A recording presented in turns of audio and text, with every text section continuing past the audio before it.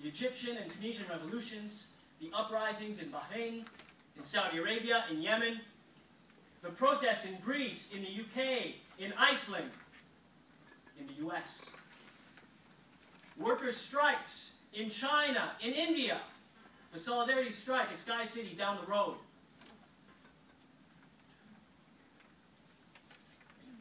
Are all about economic freedom. Not political freedom, economic freedom. This is happening today, across the world. Ask yourself, why? Why is all of this happening now? 2010, 2011. Exploitation of workers, contempt for the poor. This has been around for centuries. Why the uprisings today? It is happening today, it is happening now, because the wool has finally been pulled from over our eyes. For years, we have been told that there is not enough money for tertiary education. So tuition fees go up. And students become indebted for life. For years, we have been told there is not enough money for health care. So we get less coverage, and the sick learn to live with their symptoms until they die. For years, there has not been enough money for pensions, so retirement ages rise, and the elderly, in the twilight of their years, bag our groceries and serve us coffee.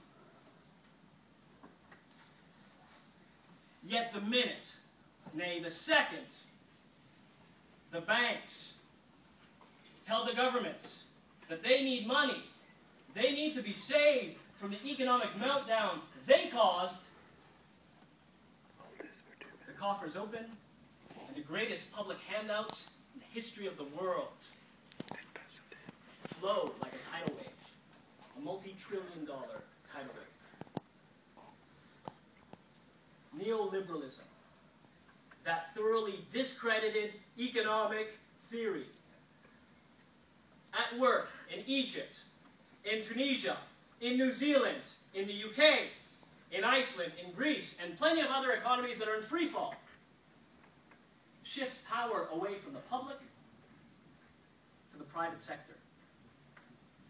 Via acts of privatization, acts of deregulation, wealth moves up and is concentrated in fewer and fewer hands.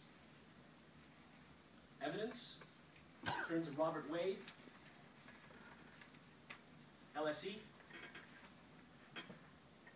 He tells us that between 1975, an economist, world-renowned economist, tells us that between 1975 and 2005, in 30 years, the top 1%, their earnings went from 7% of all income, from 7% to 24% during the neoliberal era. Nor are we immune in the land of the long white cloud. According to the World Bank, New Zealand has had the fastest growing rate of inequality among all OECD countries in the 80s, in the 90s, and not to be outdone in this last decade. As economic wealth is hoarded in the hands of a minority, economic freedom of the majority diminishes. Malcolm X knew this, hence why he advocated black ownership of businesses, black ownership of buildings, black ownership of banks. And in the end, he was assassinated. And he was assassinated for advocating economic freedom for the poor. And you should know that once black Americans received political freedom in 1965, Martin Luther King began advocating economic freedom as well. And you should know, he was assassinated just 1 year after he began that campaign. Political freedom means little without the economic freedom needed to make political choices. While the media focused on the political demands of the protesters in Tunisia and Egypt, it largely glossed over the calls that were being made for social and economic justice. The path to freedom, the path to true freedom, whether in North Africa, in Europe, or in Australasia, is very much the same. To achieve freedom, oligarchs, banks, media moguls, and one could say $50 million prime ministers need to be brought to heel.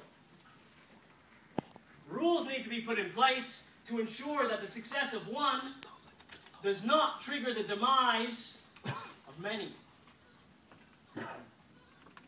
These are the lessons Arabs, and in fact all of us, could learn from Malcolm X. Political freedom is only the first step. And there's one final lesson that I'd like to share with you.